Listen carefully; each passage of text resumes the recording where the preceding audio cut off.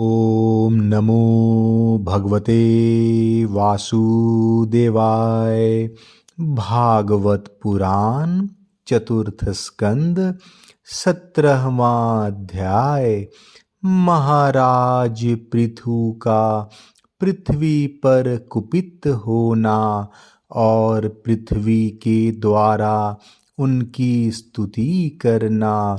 श्री मैत्रेय जी कहते हैं, इस प्रकार जब वंदी जन ने महाराज पृथु के गुण और कर्मों का बखान करके उनकी प्रशंसा की, तब उन्होंने भी उनकी बड़ाई करके तथा उन्हें मनचाही वस्तुएं देकर संतुष्ट किया।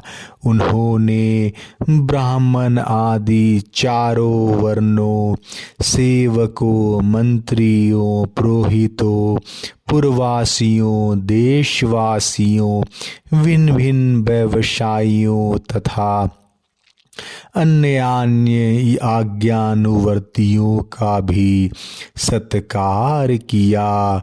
विदुर जी ने पूछा, ब्राह्मण, पृथ्वी तो अनेक रूप धारण कर सकती है, उसके गौ के रूप ही क्यों धारण किया?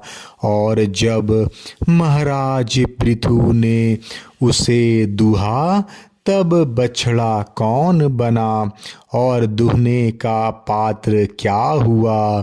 पृथ्वी देवी तो पहले स्वभाव से ही ऊंची नीची थी, उसे उन्होंने समतल किस प्रकार किया? और इंद्र उनके यज्ञ संबंधी घोड़े को क्यों हर ले गए? ब्रह्म ज्ञानियों में श्रेष्ठ भगवान सनत कुमार जी से ज्ञान और विज्ञान प्राप्त करके वे राजर्षि किस गति को प्राप्त हुए? पृथु रूप से सर्वेश्वर भगवान श्री कृष्ण ने ही अवतार ग्रहण किया था। अतः पुण्यकृति श्री हरि के उस पृथु अवतार से संबंध रखने वाले जो और भी पवित्र चरित्र हो, वे सभी आप मुझसे कहिए। मैं आपका और श्री कृष्ण चंद्र का बड़ा अनुरक्त भक्त हूँ। श्री सूत जी कहते हैं, जब विदुर जी ने भगवान वासुदेव की कथा कहने के लिए इस प्रकार प्रेरणा की, तब श्री मैत्रेय जी प्रसन्न चित्त से उनकी प्रशंसा करते हुए कहने लगे।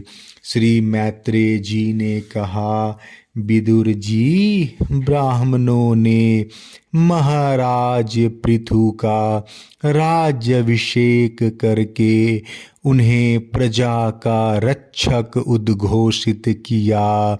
उन दिनों पृथ्वी अन्नहीन हो गई थी, इसलिए भूख के कारण प्रजाजनों के शरीर सूख कर कांटे हो गए थे। उन्होंने अपने स्वामी पृथु के पास आकर कहा, राजन, जिस प्रकार कोटर में सुलगती हुई आग से पेड़ जल जाता है, उसी प्रकार हम पेट की भीषण ज्वाला से जले जा रहे हैं। आप शरणागतों की रक्षा करने वाले हैं और हमारे अन्नदाता प्रभु बनाए गए हैं,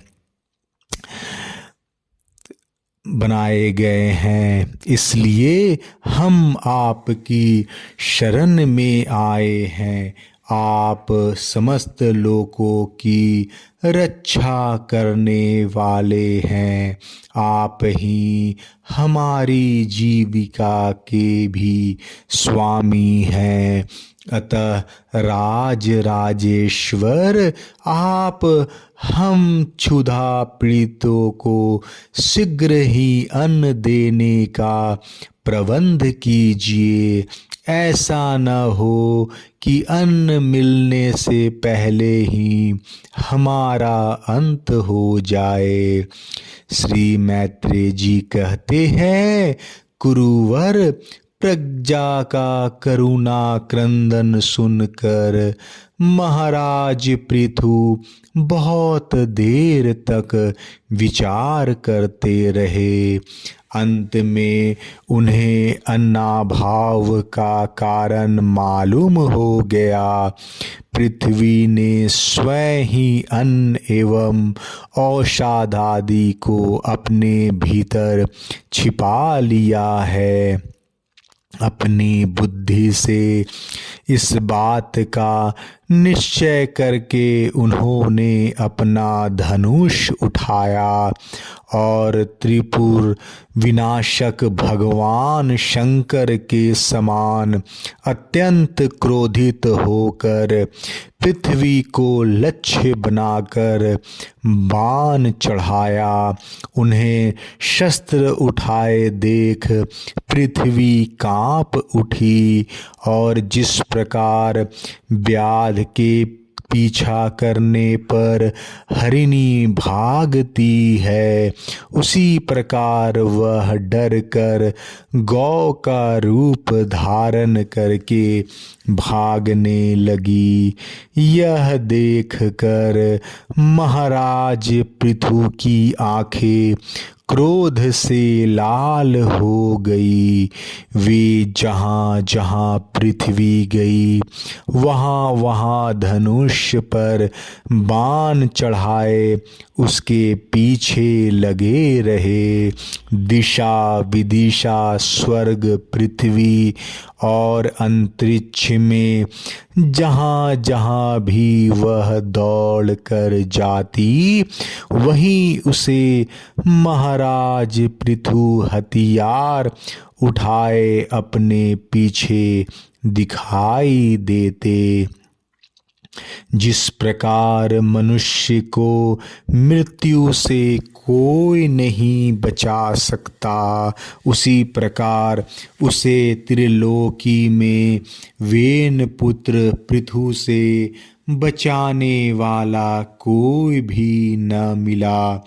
तब वह अत्यंत भयभीत होकर दुखित चित्त से पीछे की ओर लौटी और महाभाग पृथु जी से कहने लगी, धर्म के तत्व को जानने वाले शरणागत वत्सल राजन, आप तो सभी प्राणियों की रक्षा करने में तत्पर हैं।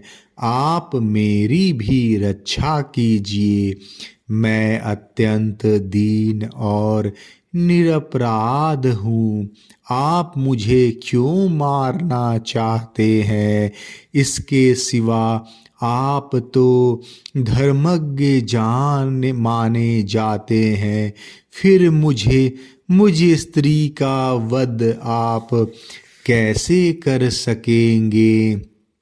स्त्रियां कोई अपराध करे तो साधारण जीव भी उन पर हाथ नहीं उठाते। फिर आप जैसे करुणामय और दीन वत्सल तो ऐसा कर ही कैसे सकते हैं? मैं तो एक सुदृढ़ नौका के समान हूँ। सारा जगत मेरे ही आधार पर स्थित है। मुझे तोड़कर आप अपने को और अपनी प्रजा को जल के ऊपर कैसे रखेंगे?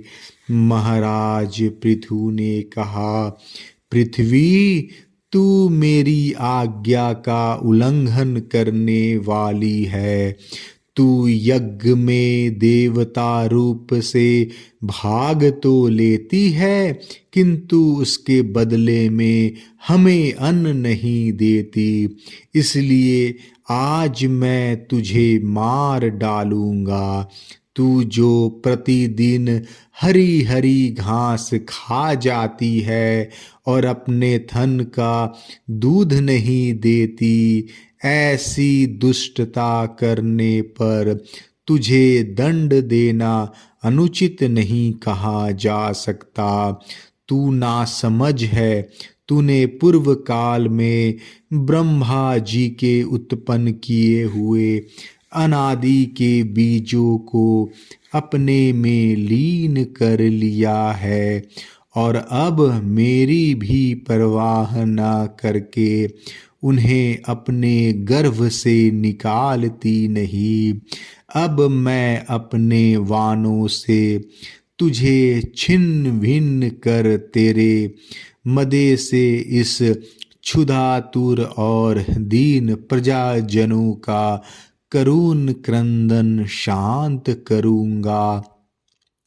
जो दुष्ट अपना ही पोषण करने वाला तथा अन्य प्राणियों के प्रति निर्दय हो, वह पुरुष, स्त्री अथवा नपुंसक कोई भी हो, उसका मारना राजाओं के लिए न मारने के ही समान है। तू बड़ी गर्वीली और मदोन्मता है। इस समय माया से ही यह गौ का रूप बनाए हुए है। मैं बाणों से तेरे टुकड़े टुकड़े करके अपने योग बल से प्रजा को धारण करूंगा।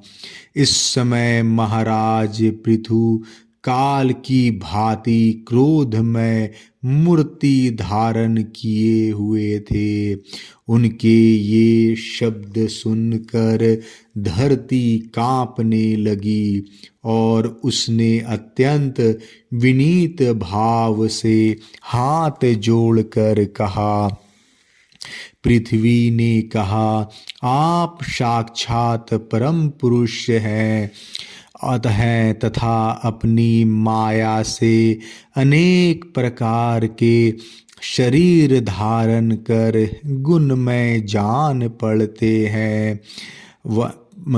वास्तव में आत्म अनुभव के द्वारा आप अधिभूत अध्यात्म और आदि दैव संबंधी अभिमान और उससे उत्पन्न हुए राग द्वेष आदि से सर्वथा रहित है। मैं आपको बार बार नमस्कार करती हूँ। आप संपूर्ण जगत के विधाता हैं। आपने ही यह त्रिगुणात्मक सृष्टि रची है और मुझे समस्त जीवों का आश्रय बनाया है। आप सर्वथा स्वतंत्र हैं प्रभु। जब आप ही अस्त्र शस्त्र लेकर मुझे मारने को तैयार हो गए, तब मैं और किसके शरण में जाऊं। कल्प के आरंभ में आपने अपने आश्रित रहने वाली अनिर्वचनीय माया से ही इस चराचर जगत की रचना की थी। उस माया के ही द्वारा आप इसका पालन करने के लिए तैयार हुए हैं। आप धर्म परायण हैं, फिर भी मुझ गो रूप धारणी को किस प्रकार मारना चाहते हैं। आप एक होकर भी मायावश अनेक रूप जान पड़ते हैं तथा आपने स्वयं ब्रह्मा को रचकर उनसे विश्व की रचना कराई है। आप साक्षात सर्वेश्वर हैं। आपकी लीलाओं को अजितेंद्रिय लोग कैसे जान सकते हैं। उनकी बुद्धि तो आपकी दुर्जय माया से विक्षिप्त हो रही है। आप ही पंचभूत इंद्रिय, उनके अधिष्ठात्र देवता बुद्धि और अहंकार रूप अपनी शक्तियों के द्वारा क्रमशः जगत की उत्पत्ति, स्थिति और संहार करते हैं। भिन्न भिन्न कार्यों के लिए समय समय पर आपकी शक्तियों का आविर्भाव तिरोभाव हुआ करता है। आप साक्षात परम पुरुष और जगत विधाता हैं। आपको मेरा नमस्कार है। अजन्मा प्रभु, आप ही अपने रचे हुए भूत, इंद्रिय और अंतःकरण रूप जगत की स्थिति के लिए आदि वराह रूप होकर मुझे रसातल से जल के बाहर लाए थे। इस प्रकार एक बार तो मेरा उद्धार करके आपने धराधर नाम पाया था। आज वही आप वीर मूर्ति से जल के ऊपर नौका के समान स्थित मेरे ही आश्रय रहने वाली प्रजा की रक्षा करने के अभिप्राय से पैने पैने बाण चढ़ाकर दूध न देने के अपराध में मुझे मारना चाहते हैं। इस त्रिगुणात्मक सृष्टि की रचना करने वाली आपकी माया से मेरे जैसे साधारण जीवों के चित्त मोहग्रस्त हो रहे हैं। मुझ जैसे लोग तो आपके भक्तों की लीलाओं का ही आशय नहीं समझ सकते। फिर आपकी किस क्रिया का उद्देश्य न समझे तो इसमें आश्चर्य ही क्या है। अतः जो इंद्रिय संयम आदि द्वारा विरोचित यज्ञ का विस्तार करते हैं, ऐसे आपके भक्तों को भी नमस्कार है। 17वां अध्याय समाप्त। जय श्री कृष्णा।